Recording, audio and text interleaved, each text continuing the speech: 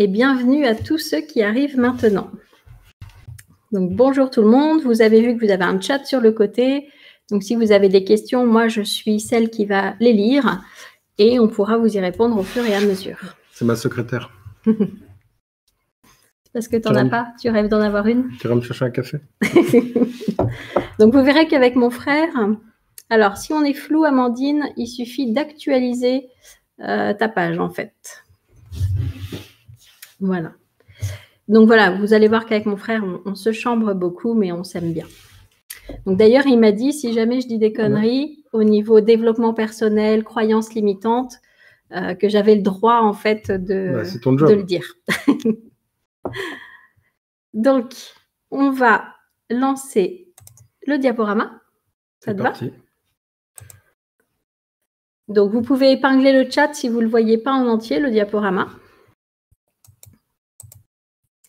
Et je vais te laisser commencer.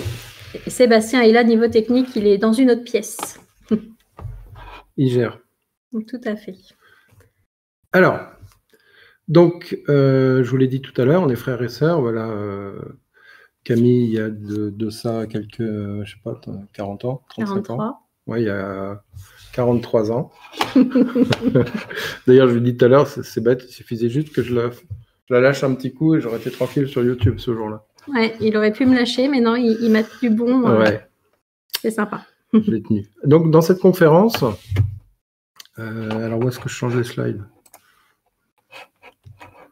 Là. Voilà. Dans cette conférence, on va traiter 5 ou 6 points essentiels. Déjà, je vais me présenter rapidement. Ensuite, on va parler de vous, on va parler du constat adressé chez vous, parce que pour tout problème, toute solution à trouver, il faut d'abord bien connaître d'où on part et faire un constat de ce qui va pas dans votre foyer. On va voir s'il y a des solutions pour se sentir moins à l'étroit, si vous vous sentez à l'étroit chez vous, c'est-à-dire pousser les murs virtuellement et même peut-être réellement. Et on va voir tout ce qui touche au bien-être et à la détente quand on est chez soi. On va voir aussi comment on cohabite, parce que c'est un vrai souci, les gens qui ont des enfants et qui doivent télétravailler avec leurs enfants qui courent dans tous les sens pour certains. Ça peut être compliqué. Et puis, séance d'hypnose, Camille va vous offrir un petit voyage virtuel. Un grand voyage qui prendra peu de temps, mais ça sera un grand voyage. On fait les choses en grand. Et avant, il y aura le tirage au sort du concours où il y aura gagné pour moi une séance de coaching. Et pour moi, donc, il y aura une formation Upgrader sa vie. C'est une nouveauté qui dure 5 jours. C'est le niveau après l'auto-sagesse. Donc, l'un d'entre vous va gagner cette semaine de formation. Très bien. Alors, on y va. Ouais, il faut que j'appuie là, en fait. Je n'ai pas dans la souris. Non. D'accord. Donc, plus que le lien de parenté, on a aussi ensemble partagé une expérience qui s'appelait Enfantaisie. C'était des meubles qu'on a fait juste quand je suis sorti de mes études d'archi. Et on fabriquait des meubles sur mesure pour les enfants à Angers. Et on vendait des jouets en bois. Tout à fait. C'est une expérience qui a duré à peu près 3 ans. Et on apportait du rêve aux gens. Donc, comme vous le voyez sur les images, il y avait des lits château fort, des cabanes qui servaient d'armoire, il y avait des lits bateaux, des lits voitures. Enfin, il y avait toutes sortes de choses que Jean-Christophe fabriquait, en fait, pour faire rêver les enfants. Donc, déjà dans leur chambre, ils pouvaient s'évader. On était déjà un peu dans le concept de ce qu'on va vous proposer ce soir. C'est vrai. Et à côté de ça, on avait une activité de vente de jouets pour enfants. C'était un peu compliqué, c'était une bonne expérience, mais on a fini par fermer parce qu'on s'y est très mal pris, pas assez accompagné, pas d'expérience, etc. D'où cette petite phrase que échouer, c'est merveilleux parce qu'on a la possibilité de recommencer de façon plus intelligente, en tout cas différemment. Donc voilà, moi vous savez, pour ceux qui me suivent, que le mot échouer, c'est pas quelque chose qui fait partie de mon vocabulaire. Pour moi, c'était une expérience, mais c'était surtout pas un échec. On continue. Alors, j'ai un profil un petit peu atypique et c'est ce qui va me servir dans vous allez voir après quelques-unes de mes réalisations. Et quand j'accompagne mes clients, je leur apporte aussi ce regard. Donc par exemple, qui se baigne en plein hiver dans une fontaine, pas grand monde. Ça c'est notre vélo. Ça c'est nos vacances avec mes enfants. On a fabriqué plusieurs fois des radeaux. On est parti une semaine sur la Mayenne déguisés en pirates. On était les rois du monde à 5 km de chez nous. Voilà, après les règles, je me les approprie, je mesure la relation risque-bonheur, voilà, qui n'est pas toujours la même que les autres. Ça, c'est un camp avec mon fils, on était parti en moto, la fabrication du radeau. Voilà, donc tout ça, c'est des choses qui sont importantes dans ma vie, dans la vie de mes enfants. L'idée, c'est un peu de leur donner envie de grandir. Et puis récemment, le bus qu'on a acheté pour le transformer en camping-car pour voyager en Europe. Alors, donc ça, c'est quelques-unes des réalisations que j'ai faites, qui sont un peu la continuité de ce que vous avez vu tout à l'heure. Le dernier que j'ai fait, c'est ce logement-là à l'envers. Vous voyez la fille, là, c'est Tiffen, c'est ma belle-fille, qui est en fait à l'envers, puisque quand on rentre dans ce logement Airbnb, tout est au plafond. On a une table dressée qui en fait est un lit. Voilà quelques idées. Ici, c'est une idée pour un client, on va se servir d'un défaut. Le défaut, c'était un logement bruyant, il y a des avions qui passent régulièrement. Qui passaient à l'époque. Et l'idée, plutôt que de dépenser de l'argent en triple vitrage et en gommant un peu le problème et en ayant toujours cette difficulté, c'était de s'en servir. Et j'ai utilisé le bruit des avions pour faire voyager les clients qui logent avant de partir ou qui reviennent dans cet univers, dans ce monde. Donc j'ai raconté une histoire.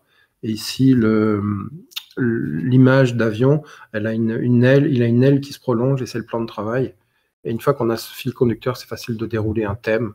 Vous voyez, la lampe qui est au milieu, c'est un casque d'aviateur. On a un lit qui est un peu plus haut, qui est rétroéclairé. Et on a comme ça toute une histoire qu'on raconte pour un logement où on va vivre une expérience. Et ça, c'est ce que nous, on voit en formation, c'est aller voir dans nos défauts, en fait, quelles sont les qualités et quelle est la singularité de ce défaut-là. Et c'est exactement pareil pour vous. Ce que vous pensiez être le pire défaut peut-être de votre logement va peut-être devenir le meilleur atout. Donc, on va voir ça dans la soirée. Et pour la petite histoire, mon client, il habite Haïti, enfin, il vient de Haïti, et l'argent de la courte durée, il l'envoie à sa famille. Et là-bas, il développe une culture, il nourrit je ne sais pas combien de personnes avec ce logement-là. Donc l'immobilier, ça sert aussi à ça, la déco aussi. Voilà, un petit logement. C'est des solutions simples, c'est juste une image, mais du coup, on en découle des luminaires parapluies, l'idée de la bulle. On fait voyager les gens. Et ça, c'est le logement de mon fils, Hugo, à qui on a fait, on en reparlera tout à l'heure, mais un trou dans le mur et un trou pas conventionnel, puisqu'il est rond, il sert aussi d'assise, mais on y reviendra. Tout à fait.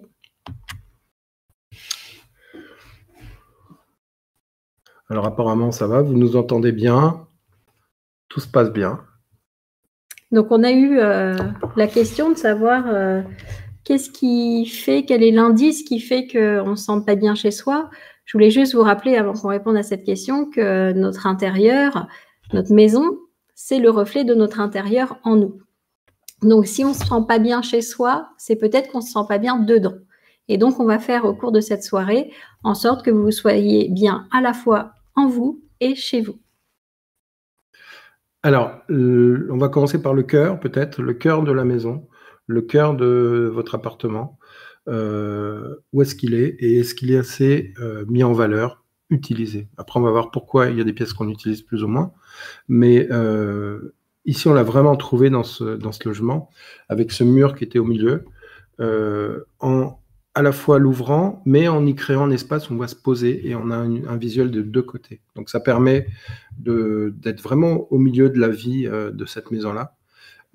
Ça permet aussi d'avoir une focale d'une pièce à l'autre, comme si on avait je sais pas, un viseur, c'est pas très positif, mais on est focus, on se focalise par ce trou-là et on voit l'image qu'il y a derrière, qui est au fond, on a une déco sur le mur et ça permet de montrer aux gens ce qu'on a envie de montrer par ce viseur, par cette cible. Donc ça a plusieurs fonctions, ce rond-là, mais en tout cas, son positionnement et sa fonction sont essentiels.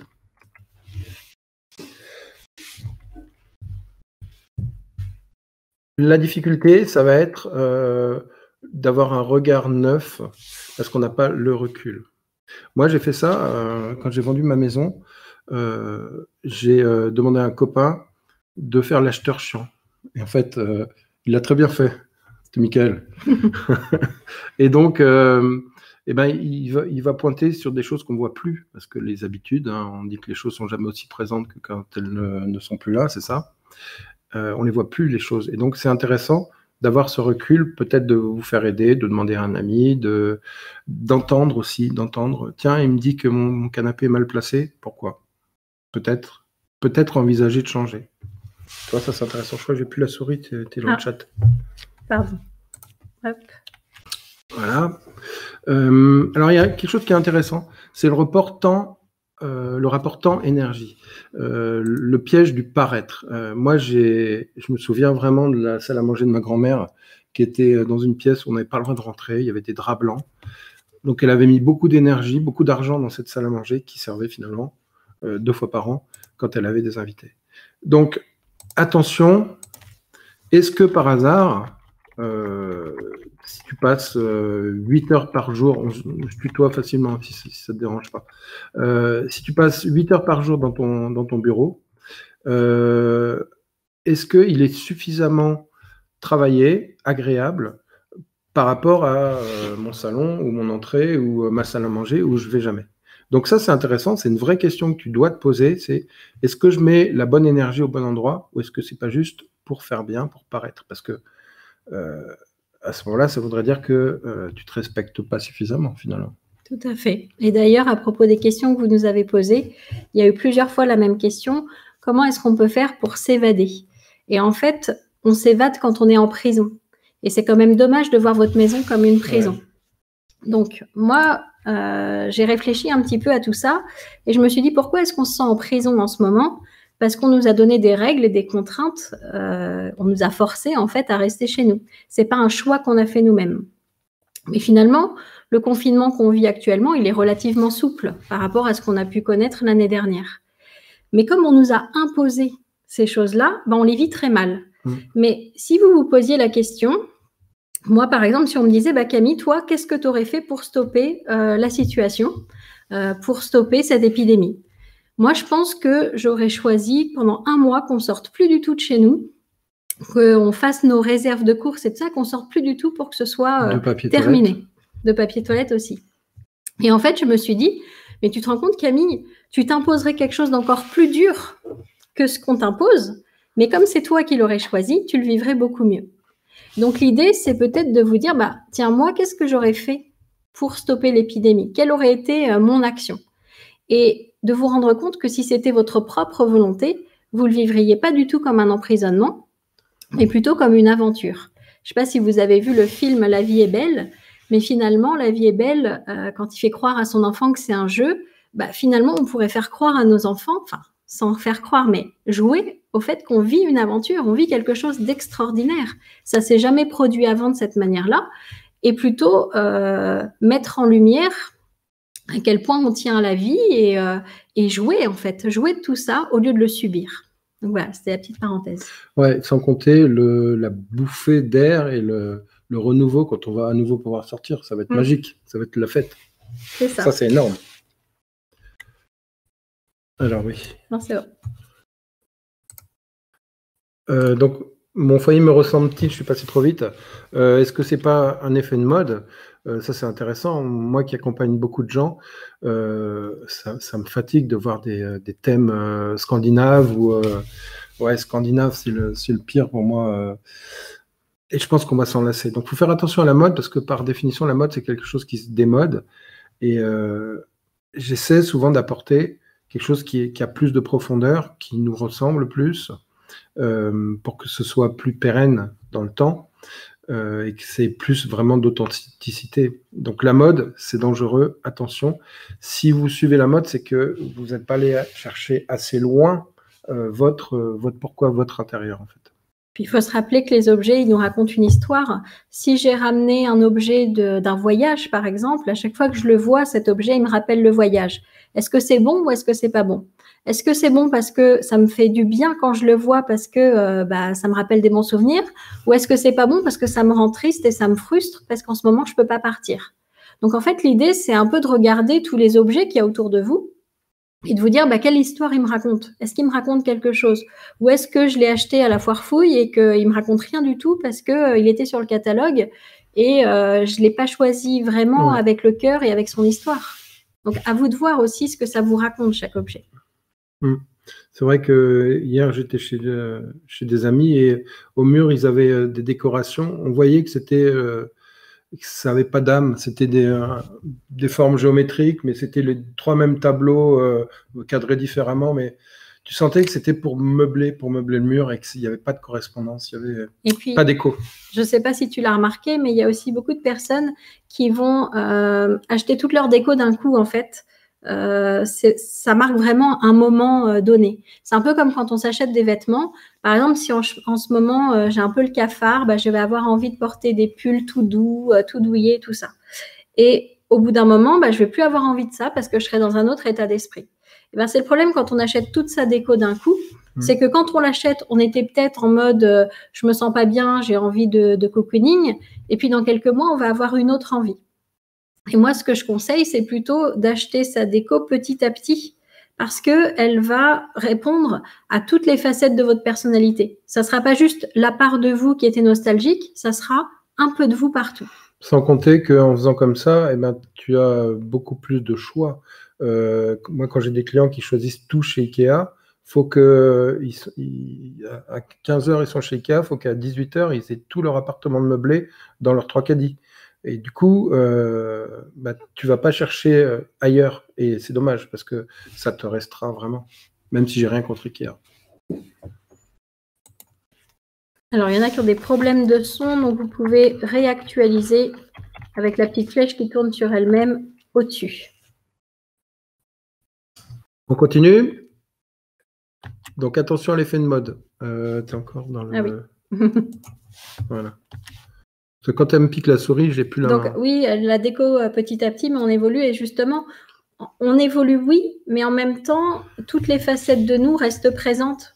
C'est juste qu'elles se mettent un peu en sourdine par moment, mais on reste la même personne. En sourdine. Il essaye de me dégager. Donc, on reste la même personne et on gardera en nous la palette de tout ce qu'on a été jusqu'à présent. Et par moment, on aura envie de le ressortir. Donc, le fait de l'avoir fait progressivement, ça permet à toutes les parties de nous d'exister. T'es déjà au plus bas. Alors, gagner de la place. Parce que avoir plus de... Pousser les murs, c'est aussi gagner de la place. Donc, déjà, mes clients qui me disent « j'ai pas assez de rangement », c'est peut-être pas un problème de quantité de rangement parce qu'on sait que la nature n'aime pas le vide et que on va avoir dans ces placards des choses qu'on n'utilise pas tous les jours.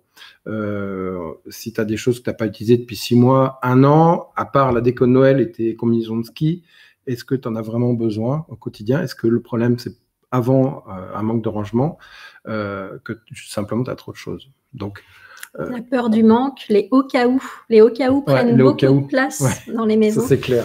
Et donc, quand on est dans la loi d'attraction, en fait, on utilise ce qu'on a besoin maintenant. Et si jamais, à l'avenir, on a besoin à nouveau de quelque chose, de toute façon, la vie fera en sorte qu'on l'ait. Donc, il n'y a pas besoin de garder des choses au cas où. Je voulais dire autre chose, mais je vois l'appareil à raclette. C'est pratique, l'appareil à raclette. Faut pas Donc, il y a plein de questions.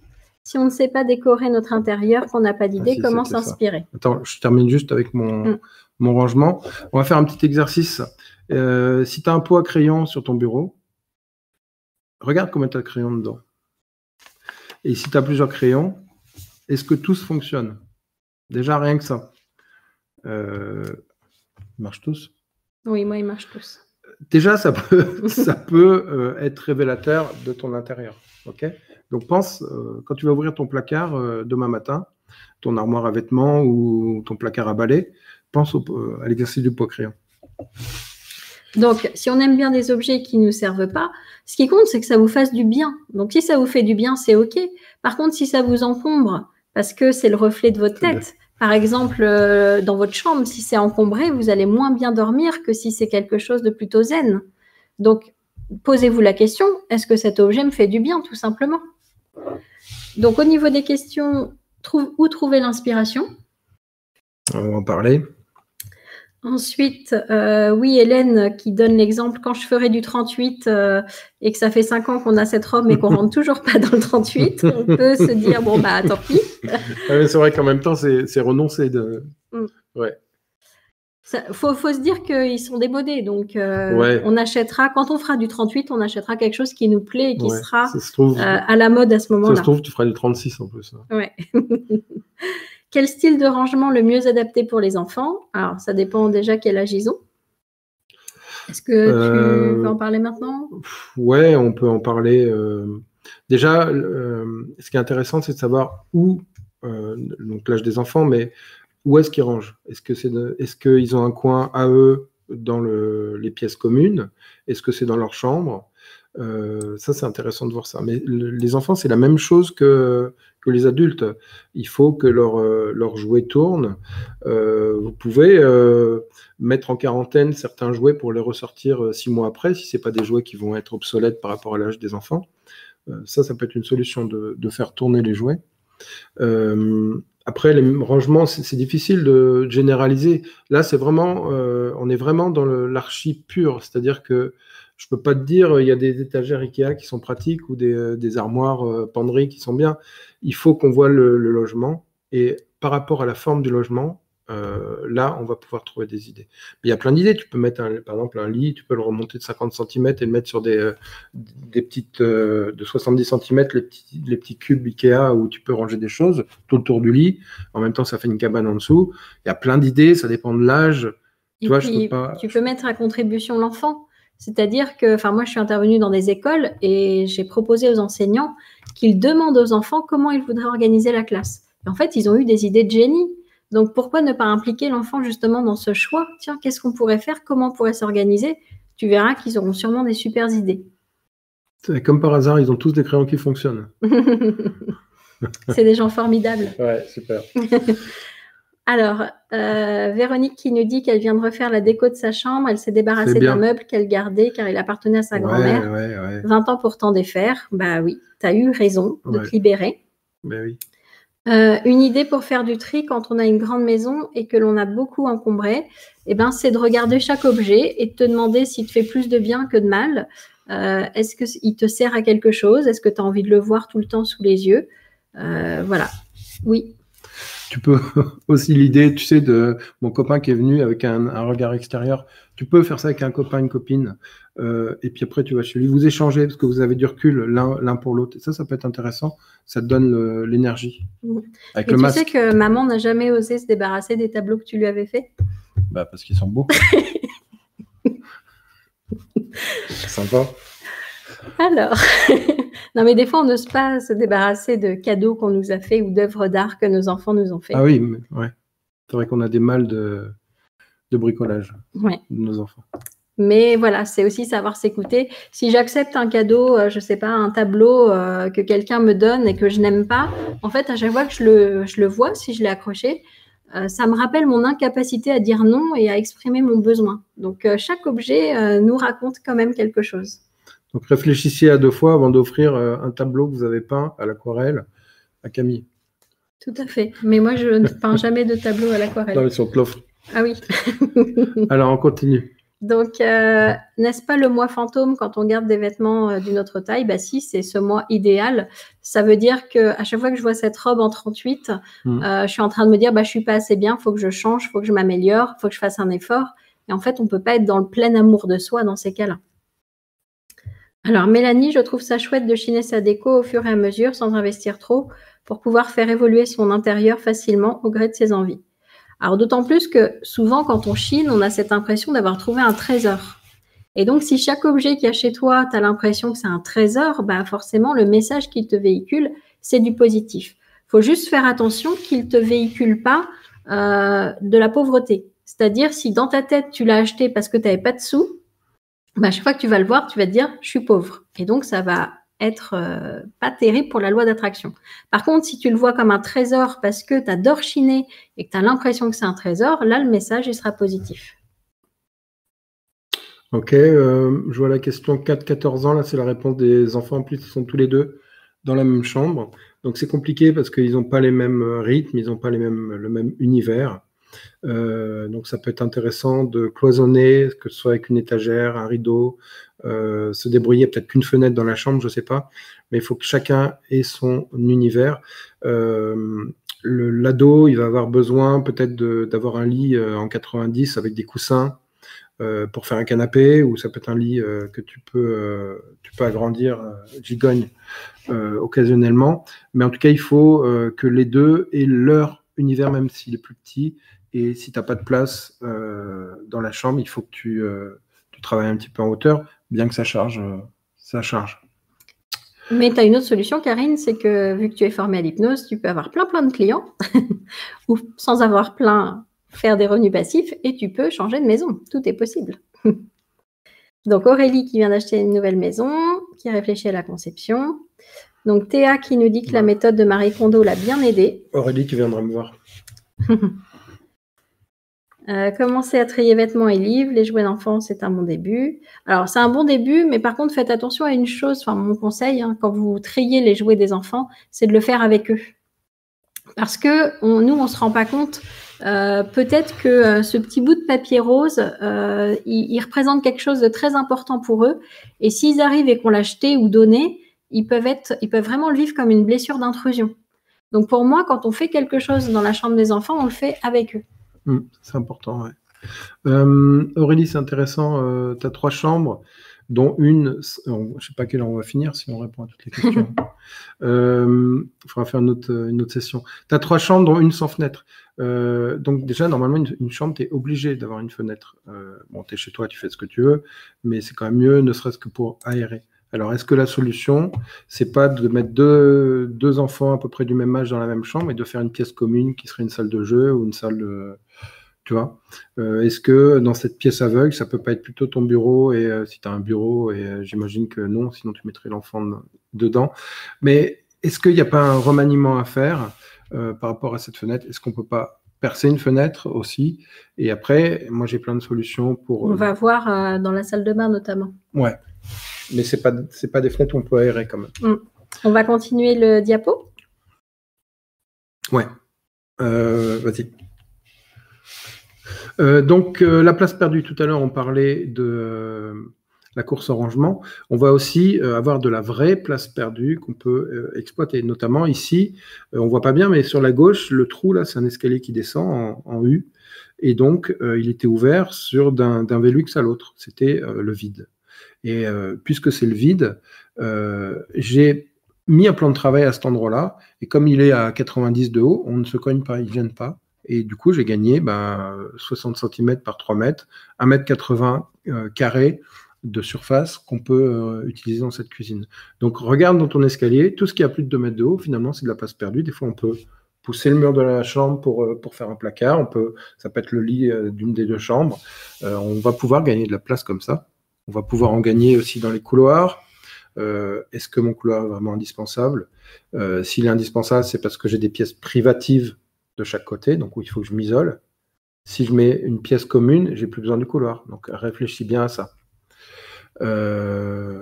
Voilà. Doubler les fonctionnalités, ça c'est intéressant. Vas-y, tu as une photo si tu continues. Voilà. C'est-à-dire que on va faire d'une pierre deux coups. Ici, par exemple, la vue de dessus qu'on a, vous voyez, en bleu ciel, il y a la table là, avec le chemin de table, les 3 chaises, et de l'autre côté, il y a une banquette. Et cette banquette-là, regardez, elle a une double fonctionnalité. Elle sert à manger, mais elle sert aussi, si je me retourne, à prendre l'apéro avec mes amis dans mon salon. Et du coup, j'ai gagné énormément d'espace, puisque si j'avais pas eu cette solution-là, j'aurais eu peut-être une table de 4 et un fauteuil à la place de la banquette. Et du coup, ça aurait été un appart pour 4 au lieu d'être un appart pour 6. Donc, doubler les fonctionnalités, c'est intéressant. Ça m'arrive souvent de mettre, par exemple, des barres dans une entrée ou près d'une porte, où le tabouret il est dans le couloir, mais on n'y est pas tout le temps. Donc, un couloir, ça sert à passer, mais on ne passe pas 8 heures par jour dans ce couloir-là. Donc, on peut peut-être imaginer une autre fonctionnalité. La roue est ton ami, pense-y, parce qu'on ne peut pas prévoir l'avenir. Par contre, on peut l'anticiper en ayant des choses modulables. Ici, par exemple, c'est une cloison mobile. Donc, la partie noire, c'est une partie rangement.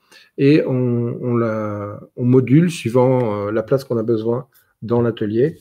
Donc ça, c'est intéressant. Ça peut être un meuble de cuisine que tu mets sur roulette. Le bar, par exemple, ça te permet de desservir, ça te permet de plein de choses. Et 4 roulettes, ça ne coûte pas cher. C'est assez facile à faire. Donc, pense aux choses modulables pour moduler ta vie. Ça aussi, c'est, je pense, une très bonne solution pour les gens qui télétravaillent, qui n'ont pas de bureau. Regardez, un petit secrétaire qui ferme. Donc, tu as tout en place. C'est ça que je voulais, parce qu'il existe des tablettes, des choses comme ça, mais là, ton bureau, il reste en entier. Tu as juste à fermer la porte et on ne le voit plus. Donc, ça, c'est intéressant. Mais si en plus, tu mets des roulettes, tu as juste à débrancher une prise et tu peux l'emmener dans le salon, tu peux l'emmener dans la chambre. La journée, quand il y a du bruit dans le salon, le soir, ta conjointe veut se coucher, hop, tu retournes dans le salon. Tu peux aller où tu veux avec ton secrétaire. Tu peux fuir les autres. Tu peux t'isoler. Pratique. Voilà. Donc la roue est ton ami. Ensuite, on a parlé de gain d'espace réel, mais on peut parler de gain d'espace virtuel. Donc pour ça, on va utiliser des artifices qui vont être ici par exemple on a un trompe-l'œil, on a une image, mais l'image on va lui donner comme les théâtres en Italie où on a des vraies façades de maisons au premier plan et au fond on a une image et les deux se perdent. Beaucoup dans le cinéma on utilise ça et du coup l'œil il est perdu et on gagne cette notion d'espace. Ici regardez, on a ce poster de forêt avec ce ficus qui est devant. Donc, on a l'impression qu'il fait partie de l'image et on va magnifier ça, on va orienter le regard avec un éclairage, ce qui est pour moi essentiel, la lumière. On n'aura pas le temps beaucoup en parler ce soir, mais c'est quelque chose de vraiment essentiel. L'éclairage, il t'indique où regarder. Quand tu rentres dans cette pièce, on te dit quoi? On te dit c'est là qu'il faut voir, c'est là qu'il y a de la profondeur, c'est là que ça continue, c'est là que c'est prolongé, c'est là qu'il y a la nature. Et grâce à juste une lumière, une image et une plante, on fait voyager les gens. Il faut savoir que notre inconscient ne fait pas la différence entre l'imaginaire et la réalité. Donc, quand il passe devant cette forêt, il se croit vraiment dehors.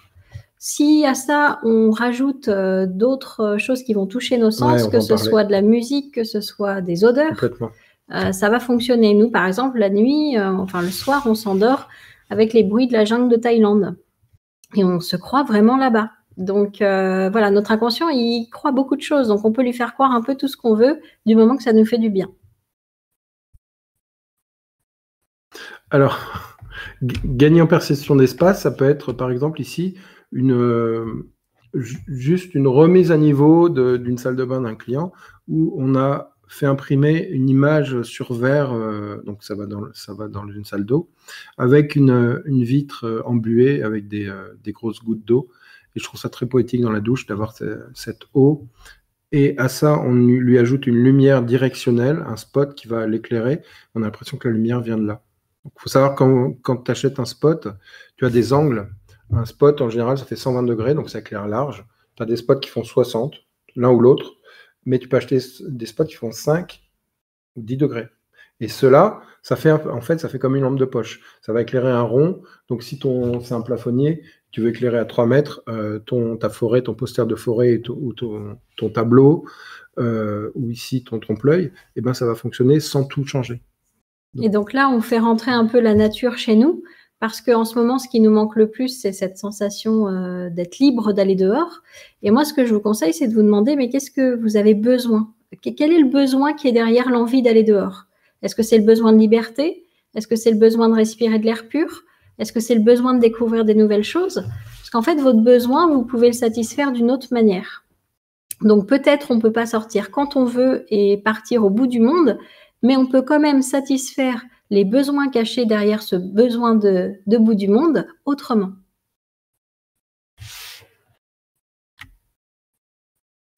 Alors, trompe-l'œil, ça peut être aussi un miroir. J'ai beaucoup de succès avec ce miroir-là. En fait, c'est des miroirs, deux miroirs que j'ai mis côte à côte, mais je les ai intégrés. On a coupé le lambris qui existait pour les rentrer dans le mur. Il y a une planche en bas qui rappelle un appui de fenêtre, plus un éclairage au-dessus, et on jurerait que c'est une fenêtre de plus. Il est tout le temps allumé, hein, tu peux témoigner.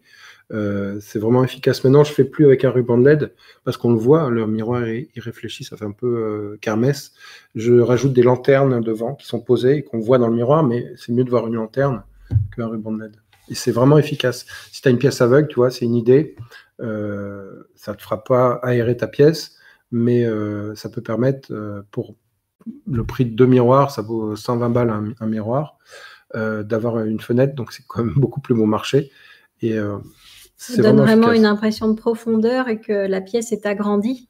Donc, pour ceux qui sont dans 23 mètres carrés, comme certains nous l'ont marqué dans les questions, bah, c'est une astuce pour pouvoir avoir cette impression de grandeur. Et regardez comme il est heureux sur la photo.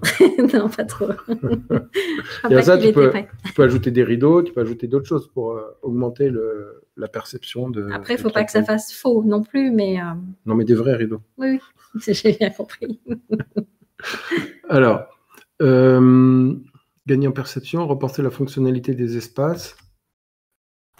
Alors, ça c'est intéressant. On a des idées reçues et des habitudes qui font qu'on va aménager comme on avait chez nos parents l'aménagement sans vraiment se poser la question. Et moi, je t'invite ce soir à te questionner, te dire finalement, est-ce que j'ai besoin d'une salle à manger, par exemple? Combien de fois j'ai mangé cette année? Est-ce que une table basse, style un peu plus haute, une table basse, ça fait 53 cm de haut. Si une table haute, ça fait 73 à peu près. Si tu mets une table à 63, donc entre les deux, ça veut dire que de ton canapé, tu peux mettre les jambes en dessous, tu peux manger, tu peux travailler, tu peux faire plein de choses. Donc, je sais pas dans ton salon si c'est grand, comment c'est, mais en tout cas, c'est un truc à savoir, notamment dans la chambre de ton ado. Ça peut être intéressant d'avoir cette table mixte qui sert à la fois de bureau, de table basse. Donc, repenser les espaces. Ici, c'est ma fille Clémentine qui passe son bac. Alors, on était en panne de chauffage, mais elle s'est créée un lit bureau. Voilà. Alors, je ne sais pas si c'est l'exemple à suivre. Elle a eu son bac, mais il faut avoir le recul et vraiment te questionner sur pourquoi je fais ça. Est-ce que je le fais par habitude ou est-ce que c'est une vraie volonté et un vrai changement dont j'ai envie qui me correspond?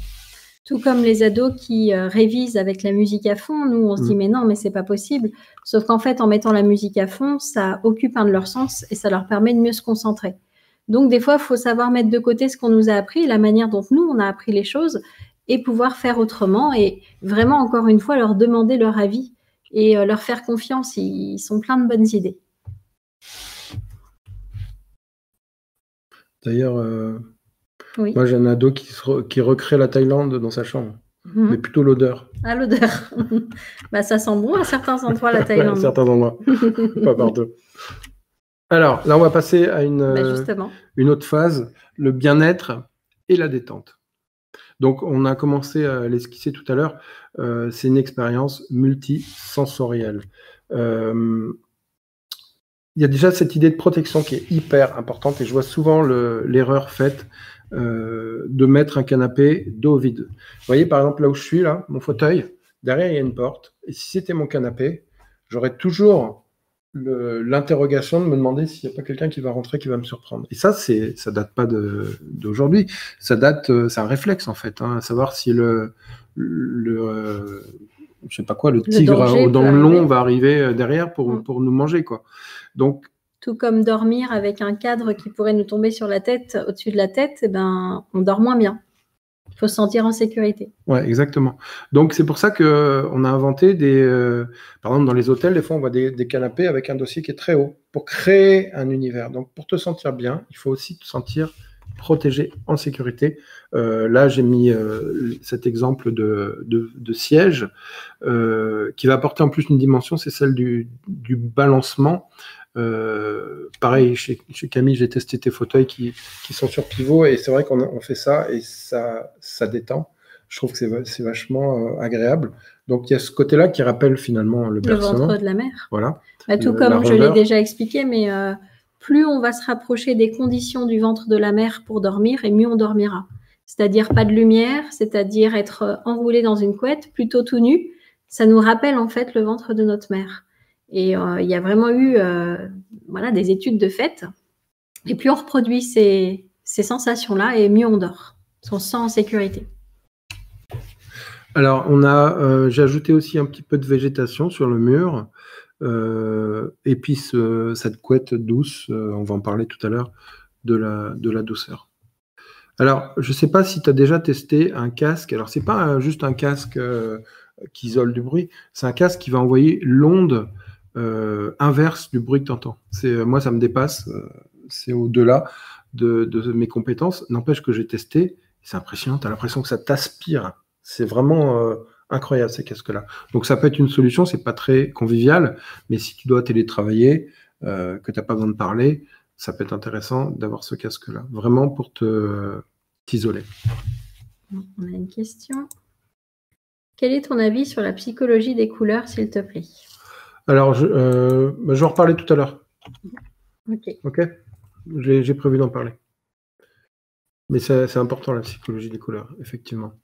On parlait du bruit, donc c'est vraiment une expérience multisensorielle, hein, le bien-être. C'est donc le toucher, la vue, l'auditif, comme on dit, l'ouïe. Oui. Donc, par exemple, il existe t'as plein de produits comme ça qui font du bruit. Ça peut être une petite fontaine. Ça peut être ça, c'est un galet qui fait des bruits naturels, mais tu as des applications, tu as plein de choses. Ça peut être bien de te rappeler un bruit. Donc, c'est vraiment immersif, le bien-être. Et à contrario, si tu es dans un appartement et que ta porte grince, ça envoie un bruit négatif. C'est négatif. Ouais. Les cris des voisins, il faut isoler peut-être, etc. Donc, le bruit, il peut être positif comme négatif, comme la couleur, comme le visuel aussi. Le bazar, par exemple, ça te stresse. C'est ça. Alors, levez la main ceux qui ont envie de caresser ce tigre. Je vous vois. Non, on ne vous voit pas, mais on imagine. Il a l'air doux quand même. Oui, il a l'air doux. La vache. Alors, si là, ton cerveau, si tu étais dans un scanner, on verrait une zone du cerveau qui s'active. Tu la connais, hein? Je ne sais pas son nom. Mais... La zone du bonheur, en tout cas, du bien-être, qui correspond à cette fourrure qu'on caresse. Sauf que moi, je ne l'ai pas caressé, j'ai juste imaginé, et pourtant, j'ai déjà ma zone qui s'active. Ça veut dire quoi? Ça veut dire que le fait de s'imaginer un matériau doux, de le voir, on se sent mieux. D'accord? Donc, ça veut dire que si j'ai des rideaux soyeux, même si je ne les touche pas, si je ne suis pas en train de les caresser, c'est là, je vais quand même me sentir bien. Donc, c'est important d'avoir des tapis, d'être entouré d'un environnement soyeux. Et donc, Sophie, par rapport au bruit du voisinage, déjà, tu peux aller leur parler dans un premier temps, essayer de... Peut-être ils ne se rendent pas compte du bruit qu'ils font. Si c'est des disputes ou des choses comme ça, tu peux leur faire de l'hypnose. Et puis, si vraiment ce n'est pas le cas, ou bien c'est de l'isolation, ou bien c'est toi de mettre ta musique ou un casque, comme on a vu là, pour te sentir bien. Il y a une question sur le feng shui. Effectivement, une porte, c'est pas très feng shui. Et il y a aussi des choses intéressantes à tirer là-dedans. Chacun voit midi à sa porte, mais c'est des enseignements qui sont sains en matière de déco et de bien-être, je pense. Alors, même chose, là, on va mettre le doigt, ou appuyer en tout cas sur l'importance des matériaux naturels. Tu vois, cette image-là, je sais pas, j'ai envie de respirer là. Je me dis, il vient de pleuvoir. Vous le voyez, vous la sentez l'ambiance là, il vient de pleuvoir. J'entends les gouttes qui tombent, les grosses gouttes encore.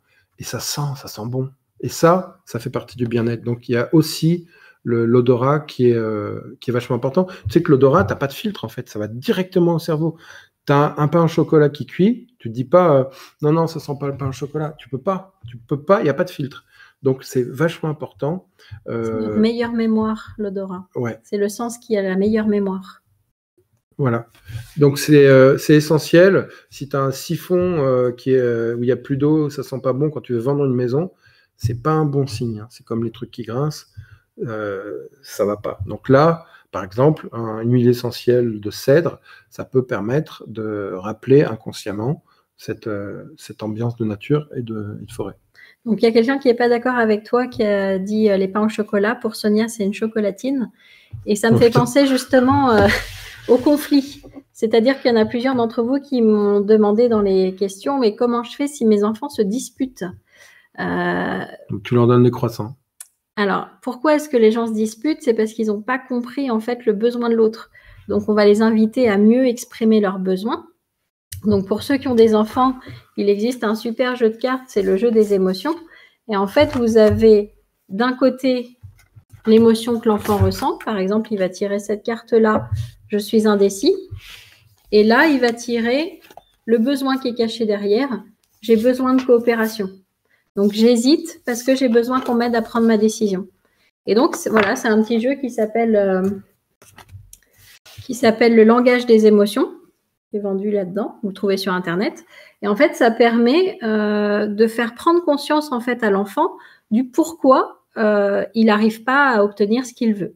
Donc, d'aller chercher en fait son besoin caché derrière. Et comment ça marche? Ils tirent au hasard ou ils choisissent? Oui, ils peuvent tirer au hasard. Donc, par exemple, quelle est ton émotion que tu ressens actuellement? Je croyais que j'allais prendre ça là. Alors, je me sens en insécurité. Il était stressé. Vous me faites peur. Et donc, quel est le besoin derrière? Eh ben, besoin de sécurité. Ah ben voilà, ça tombe bien. Donc, rassurez-moi, dites-moi que vous entendez bien, vous voyez bien, que ça vous plaît. Et donc, voilà, l'idée, c'est d'arriver à comprendre les besoins de chacun. Et pour que, oui, c'est le langage des émotions, Séverine, pour que l'enfant comprenne aussi, à vous aussi de montrer votre besoin et de comprendre votre besoin. Je donne souvent cet exemple en formation. Une fois, j'étais passée dans la rue et dans la vitrine, il y avait une super parure de drap et j'avais eu envie de me l'acheter. Et je me suis dit, mais pourquoi j'ai envie de ça? J'en ai déjà plein des parures de drap. En fait, c'est parce que j'avais besoin d'être dans un lit douillet, j'avais besoin de me reposer. Et si vous commencez à regarder derrière vos achats quel est le besoin que vous avez, vous allez pouvoir facilement exprimer vos besoins. Et dans ce cas-là, vous allez aider vos enfants à exprimer les leurs aussi. Et puis, dites-vous que peut-être, si vos enfants se disputent, vu qu'ils sont un peu le reflet de ce qu'il y a à l'intérieur de vous, peut-être que le conflit, il est à l'intérieur de vous et qu'il vous aide juste à mettre quelque chose en lumière. Donc, voilà. Alors, est-ce que j'ai toujours la main? Oui. Oui. Donc, tu peux faire rentrer la nature, pour en revenir aux odeurs et à cette notion de nature chez toi. Donc, ça peut être par des pots que tu vas accrocher, comme on en a là, tu les vois pas, mais des pots avec des fleurs réelles ou fausses, puisque c'est une idée, c'est la perception, on a vu, hein, même s'il n'y a pas l'odeur derrière. Ça peut être des fausses plantes qui vont créer ton bien-être. Ça peut être des vraies plantes. Faut savoir que tu as des plantes qui peuvent vivre même dans une salle d'eau où tu n'as pas de fenêtre un certain temps en tout cas. C'est pas l'idéal, il faut qu'il y ait un peu de lumière naturelle, mais toutes les plantes qui poussent dans la forêt, puisqu'elles poussent à l'ombre. Toutes les plantes d'ombre, normalement, elles sont faites pour vivre dans ton intérieur du moment que c'est un climat tropical. Et donc, ça te permet de végétaliser. Tu vas voir qu'on peut végétaliser plein de choses et que ça apporte énormément de valeur. Du coup, ça m'a amené, moi, à me préparer ce diaporama, à découvrir le Wabi-Kusa, où les Américains, ils font du landscaping, c'est du paysage dans les aquariums. Et le Wabi-Kusa, c'est en fait travailler des plantes, rendre beau, naturel, de l'eau et des plantes. Et donc, j'ai créé avec mes enfants, j'en ai fait une vidéo, vous pouvez la voir sur YouTube. Vous tapez Jean-Christophe Gréselin. On a créé cet aquarium. Alors, puisqu'on parle de bien-être, pas sûr que le guppy soit au top, parce qu'il n'a pas beaucoup de place. C'est un poisson.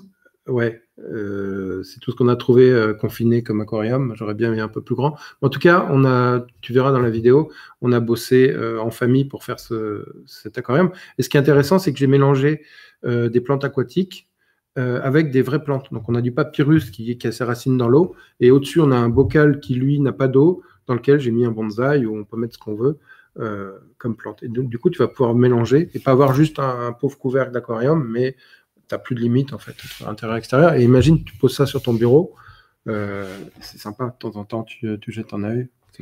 Et ça me fait penser au fait que vous êtes plusieurs à m'avoir mis dans les questions qu'étant à la maison, vous aviez du mal à vous concentrer sur une tâche et que vous étiez vite happé par la machine à laver à faire, le repas. Enfin, voilà, quand on n'est pas habitué à travailler à la maison, on se sent un peu débordé.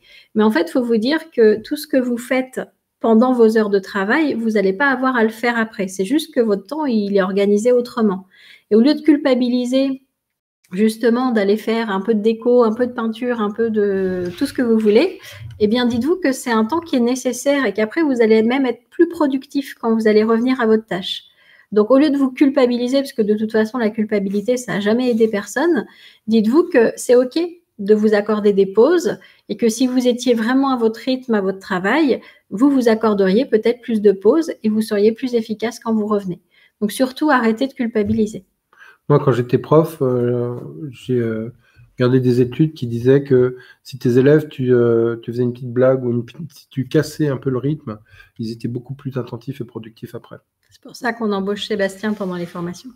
Il y a quelqu'un qui demande si ça demande de l'entretien. Écoute, je te dirai ça dans quelques temps. Pour l'instant, ça fait 2 jours, le poisson est toujours vivant. Je te dirai ça. Normalement, on imagine que faut mettre des plantes qui filtrent l'eau. Donc, tu dois avoir un minimum d'entretien, mais moi, on l'a pas pris trop lourd, donc on peut vider l'eau si nécessaire. Je sais pas, en fait. Ce sera la surprise. Mais il n'y a pas de bulleur, il n'y a pas de chauffage, il n'y a rien. C'est vraiment simple.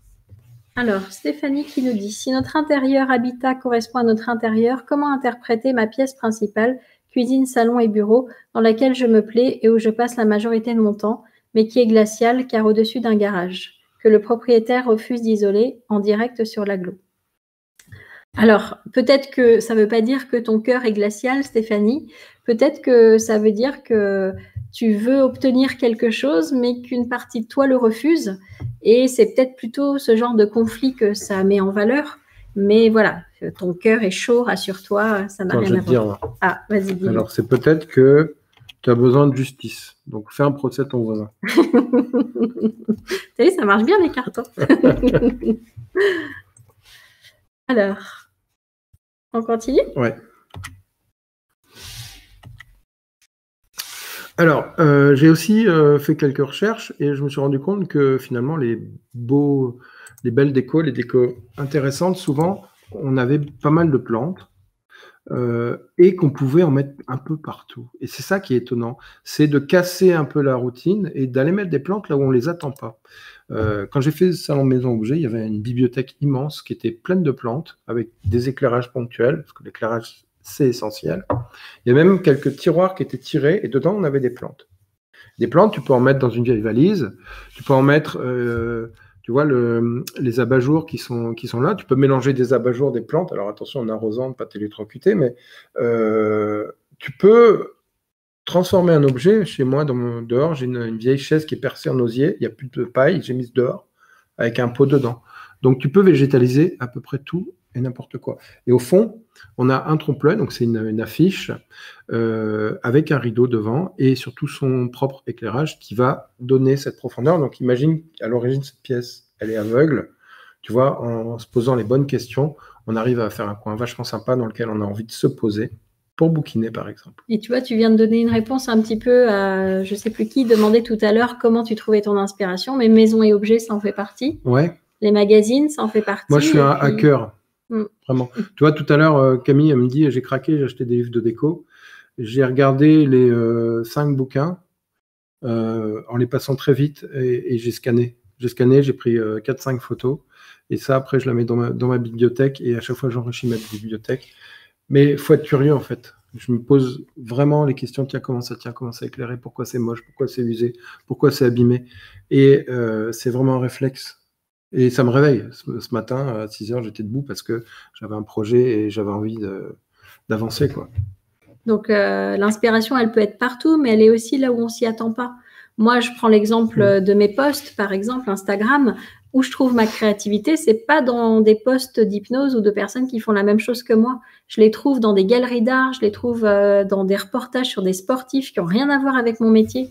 Et en fait, c'est chouette aussi d'aller s'inspirer de ce qui n'a rien à voir avec la déco et voilà, d'être ouvert à tout ce qui peut se présenter sous vos yeux. Alors Pinterest, Minder, oui. Après, il faut savoir l'interpréter, c'est-à-dire que faut pas faire du copier-coller, il faut te l'approprier. De toute façon, on n'invente rien, on part toujours d'un vécu, d'une culture, et effectivement, il faut faire votre cahier d'inspiration, ça peut être intéressant, mais il faut savoir le restituer au bon moment, dans les bonnes proportions, donc tout ça, ça demande quand même de l'exercice. Donc pareil, par rapport à vos achats, on a souvent des achats coup de cœur, mais des fois, c'est pas le bon coup de cœur, c'est pas le vrai besoin qui est comblé là. Moi, je conseille toujours d'attendre, de réfléchir au moins une journée pour être sûr le lendemain, quand on veut acheter l'objet, que c'est vraiment notre besoin qui est comblé et que c'est pas une illusion. Jardin de Chaumont, j'y suis jamais allé, mais je crois que c'est intéressant. Alors. Donc, Mélodie, elle, nous dit que ses idées, projets, travaux t'empêchent de dormir. Bah, dans ce cas-là, il y a un truc tout simple à faire, Mélodie, c'est de les écrire. D'avoir un cahier. Moi, j'ai tout le temps des cahiers à côté de moi, quand je regarde la télé, quand je fais n'importe quoi, parce que j'ai tout le temps des idées. Et le fait de les écrire, ça me permet de me dire, bah, demain, je les retrouverai, je ne vais pas les oublier. Tant qu'on ne les écrit pas, on a peur qu'elles nous échappent et on y pense tout le temps. Éléonore, mes chats grignotent mes plantes, achètent des cactus. Alors, vivre ensemble sans routine. L'idée, c'est justement de ne pas recréer toujours la même journée. La routine, c'est compliqué, on est tous victimes de la routine. Il faut savoir que les habitudes, ce sont des voleuses de temps. En fait, plus on va faire tout le temps la même chose et plus le temps passe vite. C'est pour ça qu'en vacances, comme on fait des nouvelles choses, ben, on n'a pas cette impression qu'on a là. Regardez, on est déjà au mois d'avril, on n'a pas vu ces 4 premiers mois passer parce qu'on a eu tellement d'habitudes que ça nous a volé en fait ce temps.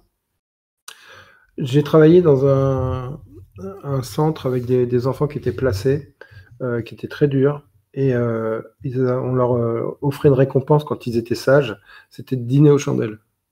C'était tout con, c'était 3 bougies, mais c'était magique parce qu'on changeait l'environnement, on changeait l'ambiance. Donc ça peut être une idée à faire. Quels sont ceux d'entre vous qui sont toujours assis à la même place à table? On ne change jamais de place. C'est bizarre quand même. Hein. Nous, on change. Bah, c'est bien. Donc, essayez de changer votre environnement. Donc, ça peut être l'éclairage, ça peut être les cabanes. Alors, j'ai souvenir d'un nouvel an où on avait, moi j'ai 5 enfants, donc quand toute la famille était réunie, ça faisait une tripotée d'enfants en bas âge, et on avait pris une partie de la moitié de notre cuisine, et on avait tendu un drap comme ça, à mi-hauteur, et dessous on a mis des coussins, des tapis, on a mis des jeux, et les enfants ils ont passé la soirée dans leur cabane, c'était magique. Donc on peut comme ça réinventer les choses, créer un petit peu de rêve. Et tu vois, Séverine, tu dis que toi tu n'aimes pas changer de place, parce qu'en fait jusqu'à présent, à chaque fois que tu t'es assise à cette place-là, tout s'est bien passé. Et donc, ton inconscient, il a enregistré que c'était de la sécurité. Il voit pas pourquoi il changerait, parce que quand tu t'assois là, ça se passe toujours bien. Donc, c'est vraiment une peur. C'est ton besoin de survie, en fait, ton instinct de survie qui te fait t'asseoir au même endroit. Mais si tu réfléchis bien chez toi, si tu changeais de place, tu risquerais pas grand-chose. Donc, peut-être que tu pourrais t'autoriser à changer ça, justement. Alors, je continue les petits challenges qui font que la vie au quotidien peut être un petit peu moins monotone. Par exemple, ça peut être une recette, faire une recette avec ses enfants ou un concours. Une recette à l'envers, commencer par le dessert. Ouais. La rapidité, nous on l'utilise beaucoup pour débarrasser le lave-vaisselle, débarrasser la table. On met une musique qui bouge, et en dansant, ceux qui veulent, on a le temps de la musique pour débarrasser. Et là, je peux vous dire que c'est efficace, ça va vite. Tiens, un petit challenge. Demain soir, vous faites un repas costumé, pourquoi pas? Un repas costumé. Allez, on veut les photos. Sur hashtag quoi? Les griselins sont fous. Les griselins, hashtag les griselins sont fous. Sébastien, tu peux le marquer dans le chat? On ira voir si Vous vous avez fait avez une joué le soirée jeu. déguisée. Ouais, mais on est obligé de le faire aussi, non? Ah ouais. Merde. Donc, hashtag les griselins sont fous, soirée costumée. Sans S, les griselins. Seb, s'il dort pas, il dort pas, il suit bien. Hein. Ouais. Sébastien, par exemple, lui, il faisait des pique-niques avec son fils dans le salon. Donc, il mettait une couverture par terre et pique-niquait par terre. Il y a plein de possibilités pour changer la routine. Les échanges aussi, c'est la base de l'éducation, moi je trouve. Donc, ayez des activités propices à l'échange. Ça peut être... alors là, je suis au télétravail. J'ai sauté une étape. Les échanges, ça peut être les jeux de société. Bon, c'est pas grave. Les jeux de société, les conférences TED, les films d'auteurs où on va échanger après, on va discuter, chacun va donner son point de vue. Ça, c'est intéressant. C'est hyper important pour les enfants de savoir qu'ils sont écoutés, que ce qu'ils ont à dire compte, même si vous n'êtes pas du même avis qu'eux, mais que vous les écoutez. Et pareil, excuse-moi, je te coupe, il y a un jeu que j'avais acheté sur un salon Zen. Alors, c'est un peu compliqué pour les tout-petits, mais c'est juste le principe à retenir. C'est un jeu de cartes qui s'appelle « Je vote ». Et en fait, il y a des thèmes. Donc, par exemple, je vais prendre une carte, je vais tomber sur l'agriculture. Et en fait, on doit faire croire qu'on veut être président de la République et on doit proposer un programme. Qu'est-ce qu'on révolutionnerait dans l'agriculture? Il y a la communication, il y a l'éducation, et on doit exposer le programme de comment on révolutionnerait le monde. Et après, on doit voter pour le meilleur programme. Mine de rien, ça fait beaucoup réfléchir. C'est voilà, chacun peut s'exprimer librement. Et les enfants aiment beaucoup faire ça aussi. Ils se sentent être le président de la République, enfin le futur président pendant quelques minutes. Et c'est important pour eux de savoir qu'on les écoute. Je voulais donner l'exemple d'un de mes clients avec qui j'ai fait un Skype l'autre jour. Il avait sa petite fille qui devait avoir 3-4 ans qui cherchait la télécommande. Donc elle était dans ses pattes là, et lui il était un peu agacé. Il lui dit mais t'as pas de problème, moi je suis en train de travailler là, toi ton seul problème c'est de trouver la télécommande pour regarder la télé. Et en fait il s'est pas rendu compte que son problème à elle, du haut de ses 4 ans, était aussi grave que lui de travailler et de savoir comment il allait nourrir ses enfants.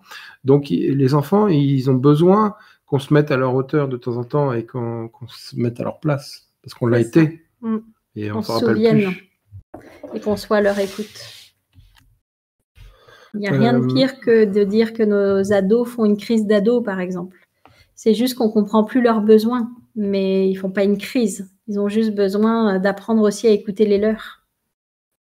Donc j'en parle souvent de la punition, par exemple, mais la punition, pour moi, elle n'est pas adaptée parce qu'un enfant qui, par exemple, va nous piquer 5 € dans notre porte-monnaie pour pouvoir nous acheter notre cadeau de fête des mères, eh bien, si on le punit, on ne lui aura pas trouvé de solution. Son besoin, c'était de trouver de l'argent pour nous acheter un cadeau.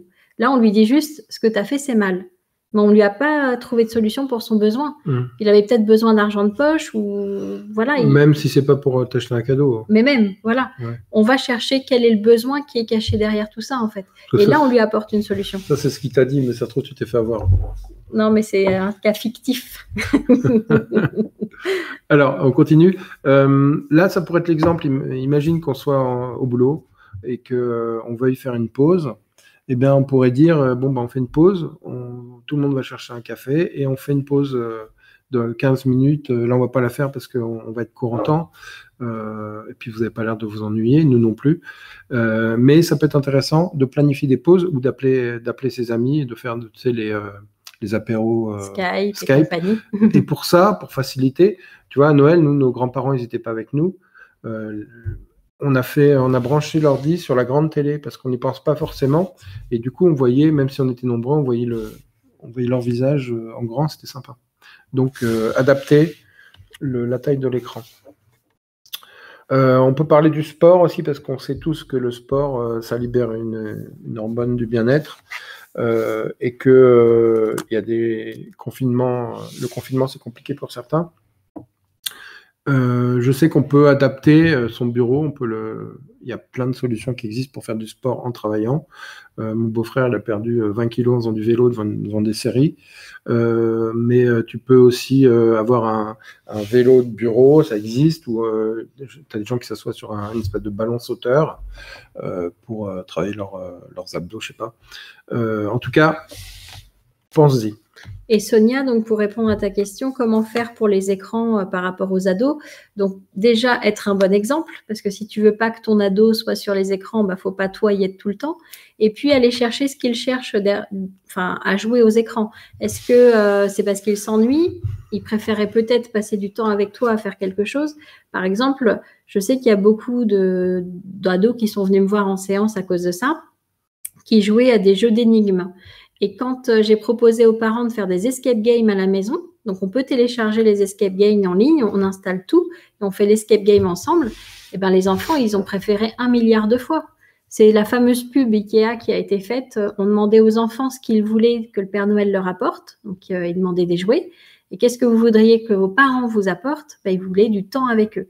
Donc, peut-être qu'ils sont sur leurs écrans parce que tu leur as pas proposé d'alternative. Et peut-être que tu t'es pas intéressé au jeu qu'ils faisaient. Est-ce que tu as déjà fait une partie avec eux, par exemple, pour comprendre ce qui leur plaît? Ils vont tous se barrer, là. Tu leur dis ça. Ils vont aller jouer avec leurs enfants. Mais attendez un petit peu. Ouais, elles n'arrêtent pas de nous le dire qu'on est tout le temps sur le tel. Bah ouais. Les enfants, ils reproduisent ce qu'ils ont sous les yeux. Hein. Alors, jeu de société mis en scène. Hein. Moi, quand je fais Monopoly, j'ai toujours le verre d'alcool, même s'il n'y a pas d'alcool dedans, la cigarette que je fume pas, les lunettes et le chapeau, je mets en scène. Bah oui, sinon c'est pas un Monopoly. Je joue ma vie, quoi. Activité manuelle, donc moi je suis bien placé pour vous en parler. J'en ai fait pas mal. J'ai un brevet de technicien de dessin et de céramique. Donc la poterie, c'est quelque chose qui est avec le contact de la terre, qui est intéressant. C'est un peu comme marcher dans l'herbe, moi je trouve. Le jardinage, la peinture, la musique, tout ça, c'est des choses qui vraiment contribuent au bien-être. La musique, c'est incroyable, comme ça nous transporte, la musique. Tout à l'heure, je vais vous faire la séance d'hypnose avec un instrument de musique. Donc, par exemple, pour ceux qui ne connaissent pas, sur Mandalia Musique, vous n'avez que des instruments où on n'a pas besoin d'être musicien pour en jouer. Donc, Mandalia Musique, je vous le marque dans le chat. Ouais, c'est excellent. Voilà, il y a plein d'instruments comme ça. Et les enfants, ils adorent. Et nous aussi. Ça fait du bien. Ça calme.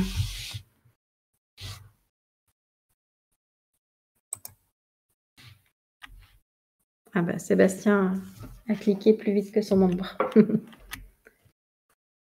Eh ben, on répond à quelques questions. Oui. Alors, dans ce que je n'ai pas encore répondu, comment vivre le fait de fêter son 40e anniversaire en confinement, isolé dans une nouvelle ville et ses 10 km de rayon? Moi, j'ai envie de te dire que ce qui compte, c'est que l'anniversaire soit là. Et l'anniversaire, c'est toi. Et que finalement, les autres, bah, ils ne sont pas indispensables. Ce qui est indispensable, c'est que toi, tu t'offres l'anniversaire qui te plaît. Et justement, tu peux te faire ce dîner aux chandelles avec toi-même. Hein. Tout est possible. Mes parents, hier, ils ont fêté leurs 50 ans de mariage. Et ils se sont fait livrer un repas. C'est ça. Ouais. Donc, écoute, tu t'adaptes. Hein. C'est comme ça. Il y a des choses qu'on n'avait pas il y a 20 ans. C'est le Skype. Imagine le même confinement il y a 20 ans. Comment tu aurais été isolé. Ah bah oui. Donc, c'est comme ça. Et puis, c'est encore plus de plaisir de retrouver les autres. Et puis, tu peux le différer, ton anniversaire. C'est-à-dire que c'est pas parce que la date sur le calendrier, c'est aujourd'hui, que tu peux pas fêter dans 6 mois ton anniversaire. Que ça peut faire. J'ai aussi une question. Comment profiter pleinement de chez nous? En fait, tu peux imaginer un camembert, tu sais, qui fait les pourcentages, les parts. Et tu te dis que tout le temps que tu perds à te plaindre de la situation, déjà, ça te bouffe ce que tu aimerais profiter pleinement. Si tu veux profiter pleinement, faut enlever toutes les choses négatives. Donc, la plainte, oui, effectivement, on aimerait bien que la situation soit autrement.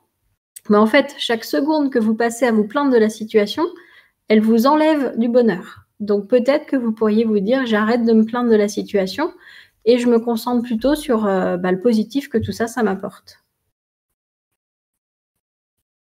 Alors, resto guide Michelin at home, c'est génial. On dîne super bien, on ne cuisine pas et pas besoin d'être à l'heure au resto. Tout à fait. Voilà.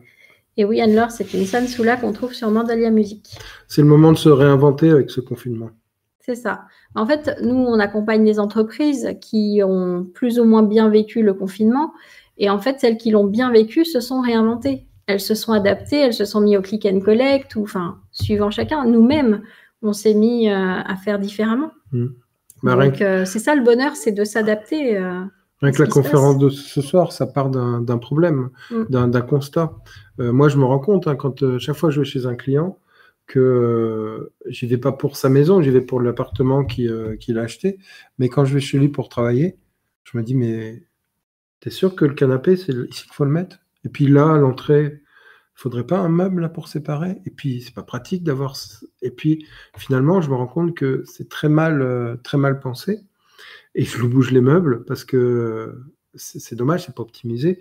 Donc, on veut optimiser pour ses clients, pour ses Airbnb. Et puis, chez soi, c'est pas au top. C'est dommage.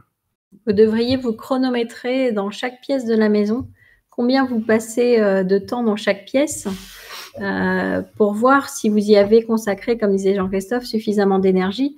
Nous, par exemple, on avait notre bureau qui était en travaux depuis plusieurs mois et c'était juste horrible parce qu'en fait, notre bureau, c'est là où on passe le plus de temps. Alors, chouette, on avait un beau canapé et un beau salon tout fini, mais finalement, on y passait beaucoup moins de temps que dans le bureau. Et on privilégie vraiment cette pièce maintenant parce qu'on y passe du temps. Il y avait une question sur la couleur, ça fait passer par rapport au temps qu'on passe dans les pièces.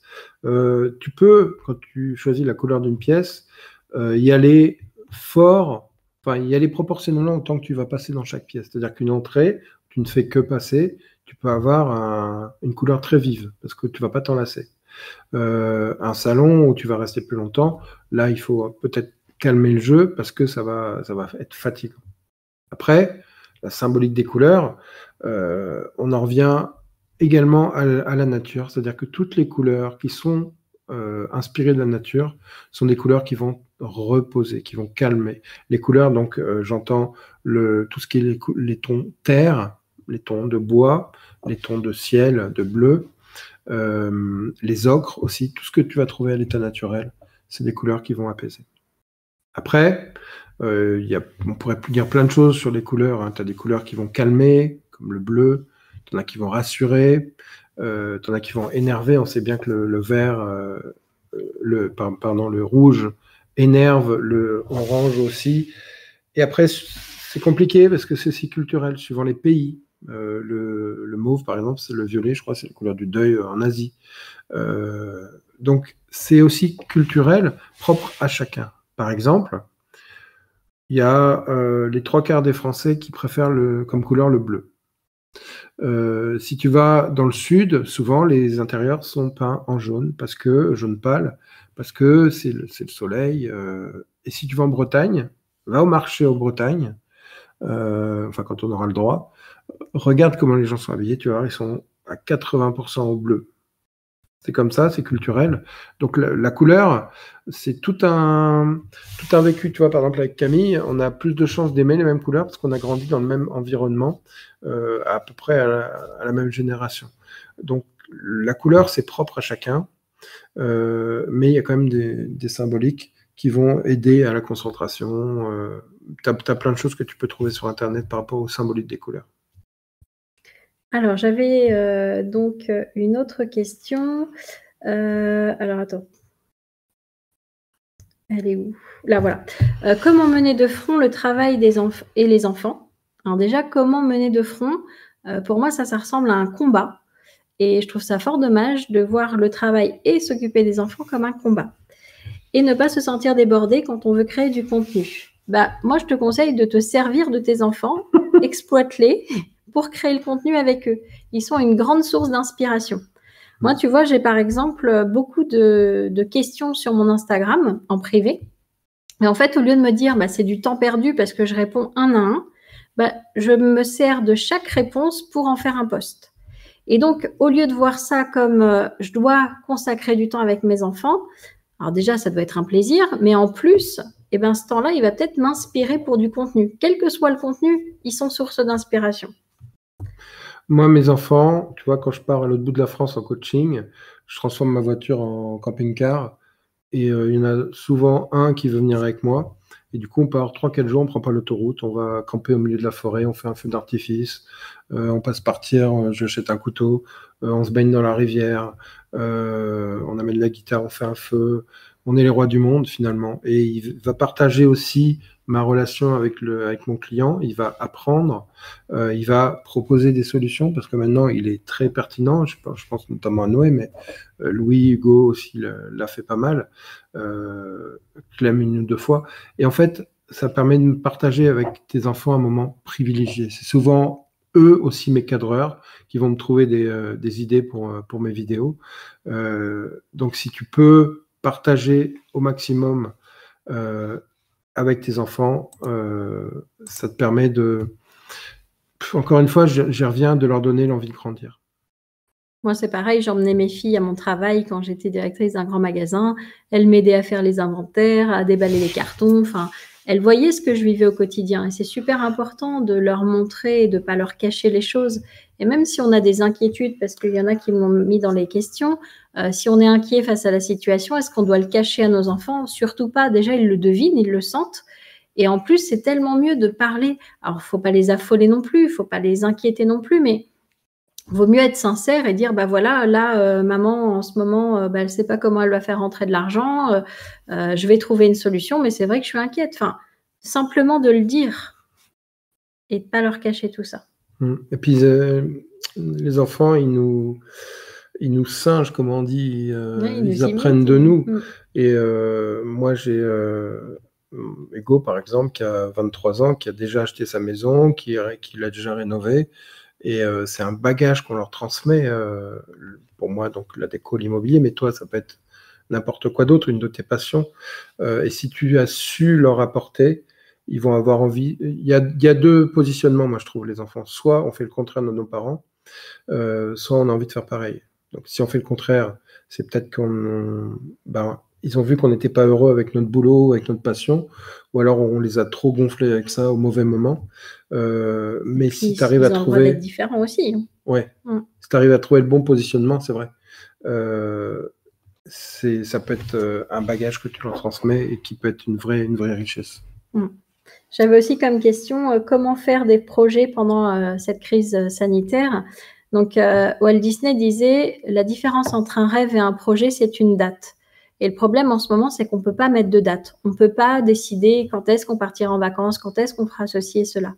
Donc, moi, ce que je vous conseille, en tout cas, c'est ce que j'ai fait. On s'est mis une date en 2022. On n'a rien réservé, mais dans notre tête, on a coché sur notre calendrier qu'on allait partir pendant un an. Un mois, pardon.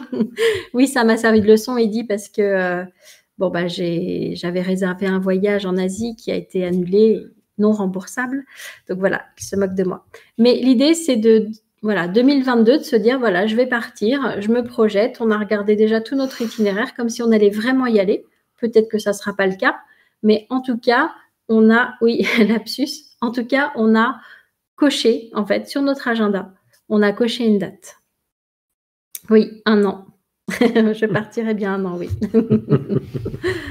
Donc voilà, on a fait à peu près le tour de toutes les questions que vous nous aviez posées par mail. Est-ce qu'il vous reste des questions?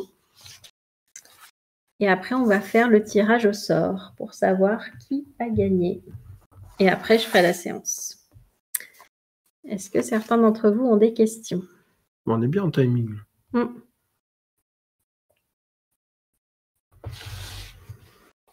Est-ce que c'est OK pour tout le monde? Alors, je dois te dire à ce sujet qu'un de tes posts a été une révélation pour moi, celui avec ta fille, où tu expliques que la meilleure façon d'apprendre à être heureux à nos enfants, c'est pas de leur dire, mais de leur montrer. Tout à fait. Pas toujours simple de passer à l'action. Comment on joue? Comment on joue à quoi, Aurélie? Le déménagement, comment l'aborder? Toi, dans les règles, Aurélie. Ah oui, pour le jeu. Je sais pas. Ouais. Et le déménagement, ça doit simplement expliquer à l'enfant ce qui va se passer. Donc, il a peur de ce qu'il va quitter, de perdre quelque chose en fait. C'est la peur de la perte, le déménagement, parce qu'il ne sait pas ce qu'il va trouver. Donc, insister sur ce qu'il va trouver en fait, pour le rassurer de ce qu'il va trouver. C'est compliqué aussi quand tu es ado de déménager parce que tu vas perdre tes copains. Mm. En tout cas, tu seras moins en contact avec eux. Voilà, en sachant que maintenant il y a le téléphone et tout ça, donc après tout dépend quel âge a l'enfant. Et s'ils sont plus petits, il y a des livres qui sont très bien faits aussi pour expliquer les déménagements. Puis il faut un ado qui n'a pas envie de quitter ses copains, il faut faire un deal, c'est-à-dire aux vacances, aux prochaines vacances où on n'est pas confiné, tu auras une relation plus forte avec elle ou lui parce qu'on pourra l'inviter 15 jours à la maison. Et tenir ses promesses. Ouais. Parce que moi, quand mon meilleur ami avait déménagé, nos parents nous avaient promis qu'on allait se voir souvent. On s'est revus une fois quand on avait 18 ans, quoi. Donc, voilà. Tenir aussi ses engagements, c'est important. Alors, on va donc procéder au tirage au sort. Donc, pour cela, j'utilise une application. Donc, vous avez été 165 inscrits. Donc, je vais lancer le tirage et vous avez tous un numéro. Et donc, je vais vous dire qui a gagné. On commence par ton coaching? Ouais, vas-y. Alors, attention. Est-ce qu'on voit ton téléphone là? Le numéro, c'est le 103. Alors, ton coaching, qui est le 103? Le 103, c'est Thomas Delru. Ah, je le connais. C'est un client à moi. Ah bah, génial. Bah, il a gagné un coaching. On a fait un appartement au Mans. C'est rigolo, ça. Donc, Thomas, tu as gagné un coaching avec Jean-Christophe. J'espère que tu as un nouveau projet en cours, Thomas. Moi, je vais piocher la personne qui aura gagné donc 5 jours de formation Upgrader sa vie, donc qui est ouvert à tous pour upgrader sa vie. Donc, c'est une formation qui se passera à distance. Ça peut être le même? Logiquement, je ne pense pas que ça va être le même. J'appuie. Le 36. Le 36, c'est Isabelle Davenel. Donc, Isabelle, je ne sais pas si tu es connectée, mais c'est toi qui as gagné. Ah oui, ils gagnent même s'ils ne sont pas connectés. Ouais, ils se sont inscrits. Okay. Et tous les autres, parce que moi j'aime bien faire gagner tout le monde, vous aurez un bon cadeau si vous souhaitez faire cette même formation avec moi.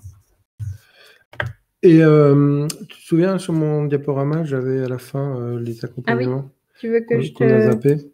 Si tu peux y retourner. Donc, les gens qui souhaiteraient aller un peu plus loin dans leur intérieur, dans leurs aménagements, dans leurs projets, j'ai 3 façons de vous accompagner. J'ai une formation qui s'appelle Déco-rendement en ligne. J'ai l'accompagnement, donc qui peut être à la journée ou en me déplaçant sur les lieux. D'ailleurs, la vidéo « Je vous accompagne », ça se passe chez Thomas à Nantes, c'est rigolo, au Mans. C'est l'appartement avec le trompe-l'œil voiture de course. Donc, si vous voyez cette vidéo, bonjour à Thomas. Et puis surtout, j'organise une masterclass le 2 mai.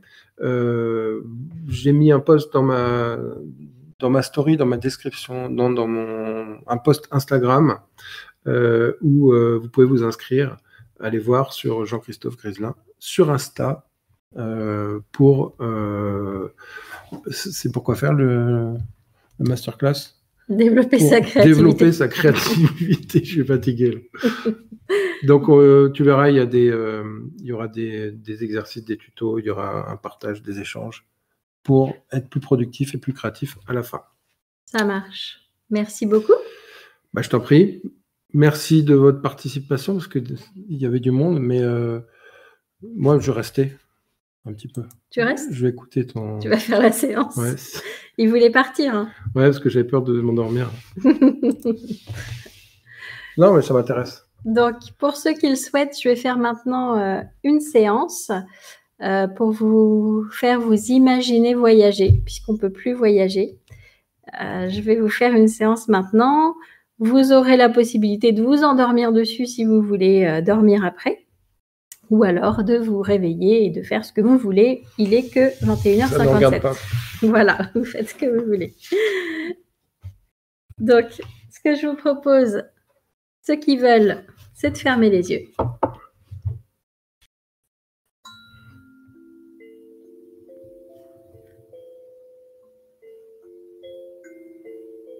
Vous pouvez choisir d'écouter ma voix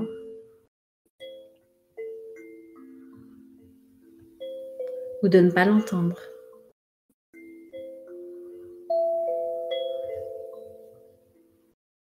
Peu importe finalement.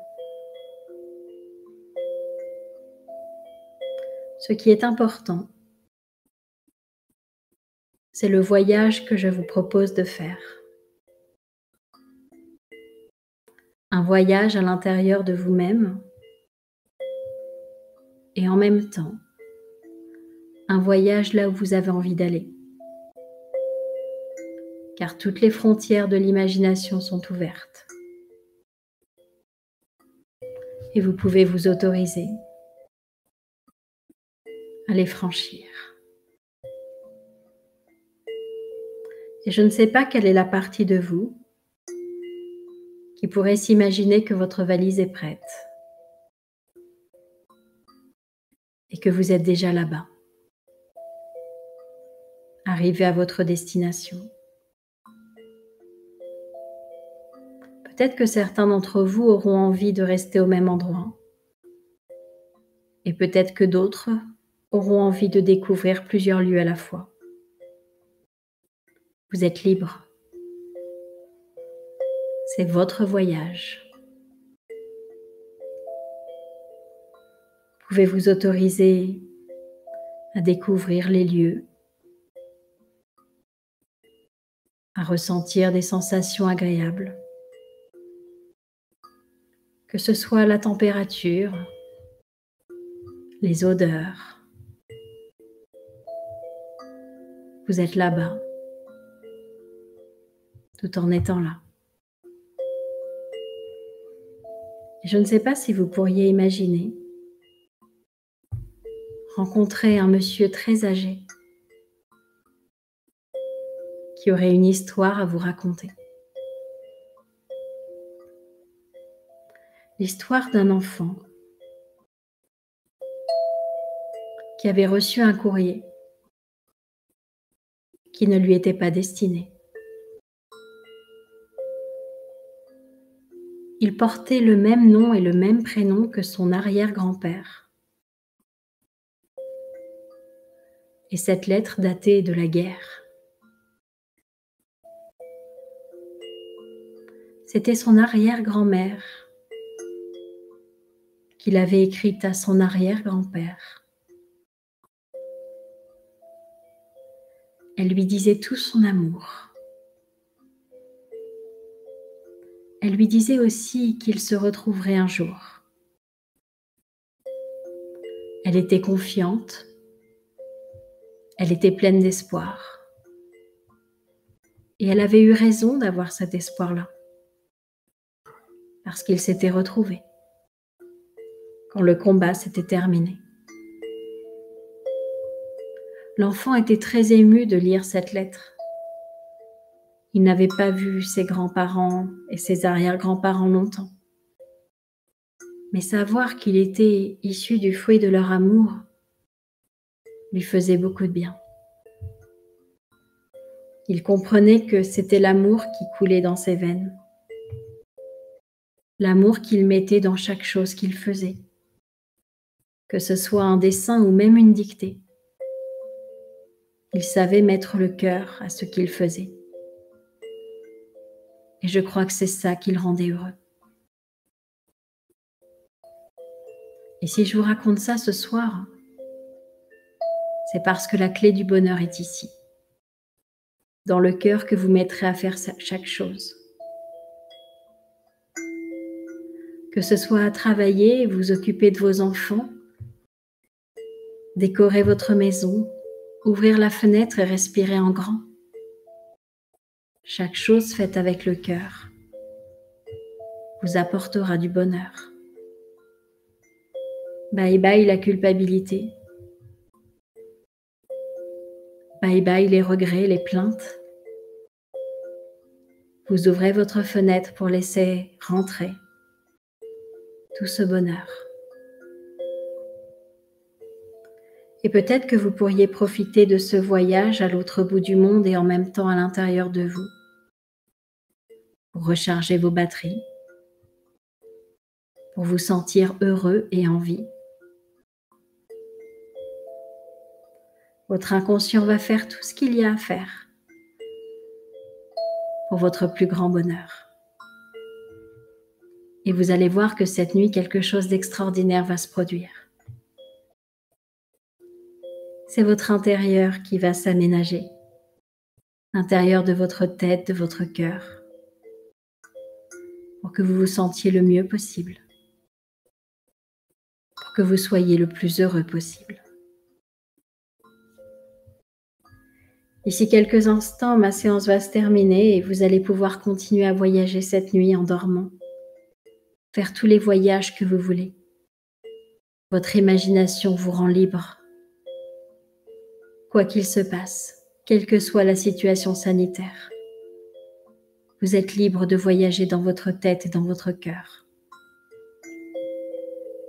Tout va bien se passer. Vous allez vous sentir bien chez vous, parce que vous allez être bien à l'intérieur de vous. D'ici quelques instants, vous allez pouvoir revenir à la réalité ou continuer à dormir si vous le souhaitez. Et pour ceux qui le veulent, vous aurez juste à rouvrir les yeux.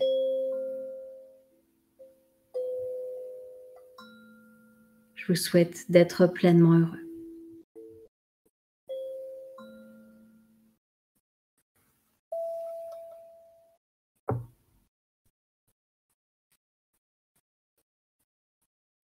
Donc voilà, merci à tous pour cette soirée.